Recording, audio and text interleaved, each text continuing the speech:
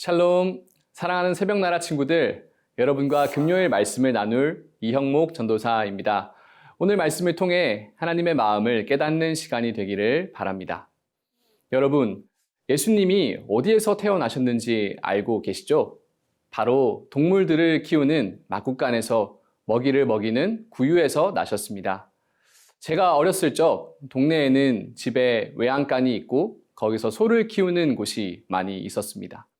그런 집에 놀러 갈 때면 외양간에서 나는 온갖 냄새에 인상을 찌푸리게 됩니다. 그런 곳에서 아기가 태어난다는 것은 상상조차 하기 싫었습니다. 그런데 예수님은 그런 냄새 나는 곳에서 태어나셨습니다. 왜 예수님은 초라해 보이는 구유에서 나셔야 했을까요? 오늘 본문을 통해 그 의미를 알아보고자 합니다. 오늘 말씀의 제목은 메시아의 시그널입니다.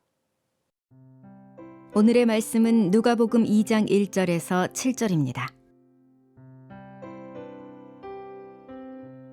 그 무렵 아우구스투스 황제가 칙령을 내려 전 로마 통치 지역은 호적 등록을 하게 됐습니다. 이것은 구레뇨가 시리아의 총독으로 있을 때 실시된 첫 번째 호적 등록이었습니다. 그래서 모든 사람은 호적을 등록하기 위해 각각 자기 고향으로 갔습니다. 요셉도 갈릴리 나사렛 마을을 떠나 다윗의 마을인 유대 땅 베들레헴으로 올라갔습니다. 요셉은 다윗 가문의 직계 혈통이었기 때문입니다. 그는 약혼한 마리아와 함께 호적을 등록하러 그곳에 갔습니다. 그때 마리아는 임신 중이었습니다. 그들이 그곳에 머무르는 동안 해산할 때가 돼 마리아는 첫 아들을 낳고는 아기를 천으로 싸서 구유에 눕혔습니다. 여관에는 그들이 들어갈 빈 방이 없었기 때문입니다. 오늘 본문이 시작하면서 한 왕이 등장합니다. 바로 그 당시 강력한 힘을 키워가고 있던 로마 제국의 왕 아우구스투스 황제가 등장합니다. 그 당시 이스라엘은 로마의 통제를 받고 있었습니다. 아우구스투스 황제는 로마 통치 지역에 호적 등록을 하라는 명령을 내렸고 모든 사람이 호적을 등록하기 위해 각각 자기 고향으로 내려가게 됩니다. 오늘 본문 1절의 말씀입니다.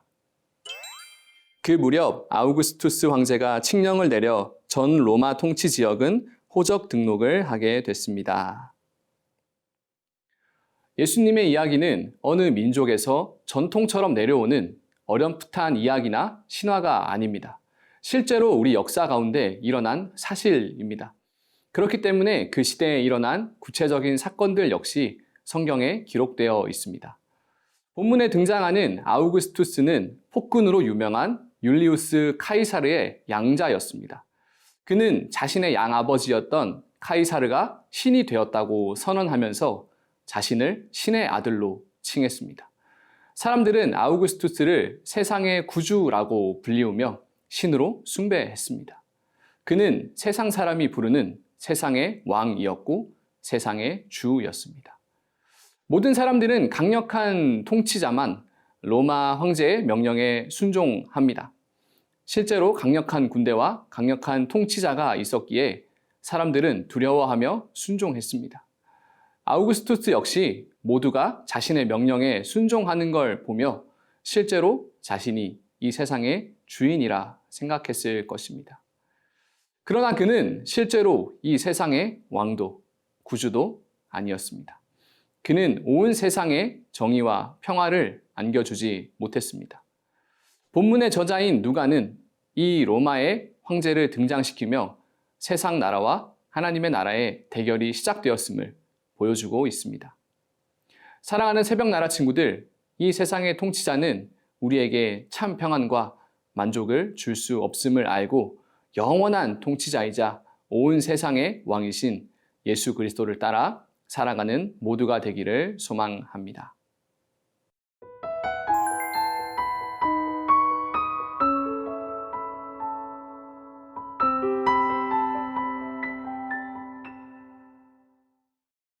로마 황제의 명령에 따라 예수님의 부모님인 요셉과 마리아 역시 고향 베들레헴으로 가게 됩니다. 그러나 많은 사람이 몰린 탓인지 도저히 그들이 묵을 여관이 없었습니다. 설상가상으로 임신 중이던 마리아는 해산할 때가 되었고 결국 그들은 동물들이 머무는 곳에서 아기를 출산하게 됩니다. 오늘 본문 7절의 말씀입니다. 마리아는 첫 아들을 낳고는 아기를 천으로 싸서 구유에 눕혔습니다. 여관에는 그들이 들어갈 빈 방이 없었기 때문입니다. 요셉과 마리아는 출산의 때가 다 되었지만 로마 황제의 통치를 따라 베들레헴으로 오게 되었습니다. 그러나 이 사건은 오히려 하나님의 말씀이 성취되는 사건이었습니다. 구약의 선지자 미가를 통해서 하신 말씀을 이루신 것입니다.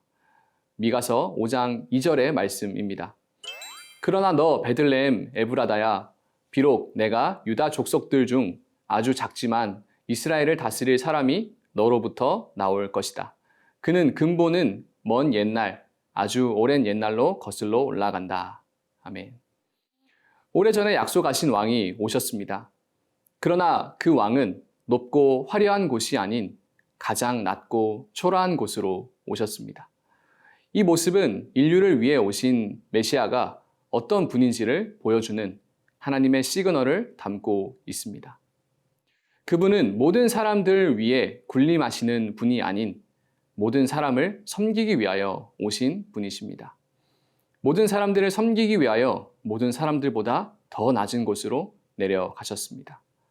다윗의 자손인 요셉과 마리아는 왕 중의 왕이신 예수님을 누일 곳을 찾아 냄새나고 누추한 외양간까지 내려갔습니다.